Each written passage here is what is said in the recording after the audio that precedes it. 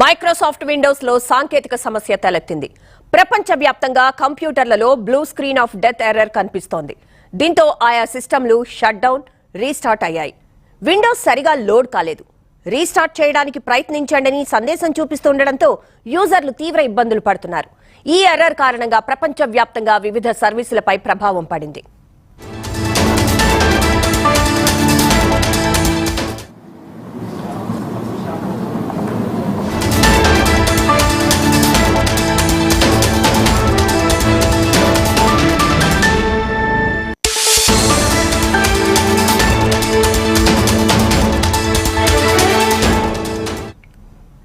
ఇటీవల చేపట్టిన crowd strike update మూలంగానే ఈ సమస్య తలెత్తినట్లు మైక్రోసాఫ్ట్ ధృవీకరించింది.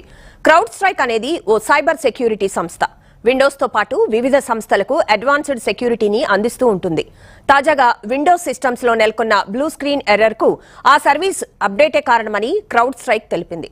ఈ సమస్యను పరిష్కరించేందుకు తమ ఇంజనీర్లు పనిచేస్తున్నారని చెప్పింది.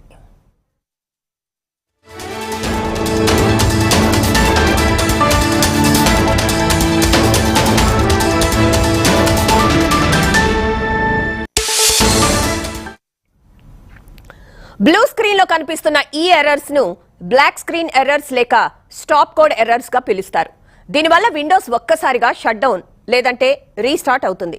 సాధారణంగా హార్డ్వేర్, సాఫ్ట్వేర్ సమస్యల వల్ల ఈ ఎర్రర్స్ తలెత్తుతూ ఉంటాయి. ఒకవేళ ఇటీవల ఏదైనా హార్డ్వేర్ ను ఇన్స్టాల్ చేయడం వల్ల బ్లూ స్క్రీన్ ఎర్రర్ తలెత్తి ఉంటే సిస్టమ్ ని షట్ డౌన్ చేసి హార్డ్వేర్ ను తొలగించి రీస్టార్ట్ చేయాల్సి ఉంటుంది.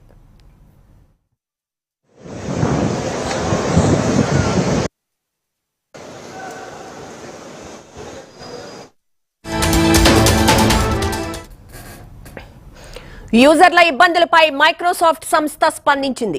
బ్లూ స్క్రీన్ ఎర్రర్ ను ఎలా ట్రబుల్ షూట్ చేయాలి అనే విషయాన్ని మైక్రోసాఫ్ట్ సూచించింది. ముందుగా సిస్టమ్ ను సేఫ్ మోడ్ లేదా రికవరీ మోడ్ లో ఓపెన్ చేయాలని చెప్పింది. తర్వాత యథావిధిగా సిస్టమ్ ను బూట్ చేయడం ద్వారా సమస్య పరిష్కారమయ్యే అవకాశం ఉందని మైక్రోసాఫ్ట్ తెలియజేసింది. అప్పటికీ సమస్య పరిష్కారం కాకపోతే విండోస్ అప్డేట్ ద్వారా పరిష్కరించుకోవచ్చని స్పష్టం చేసింది.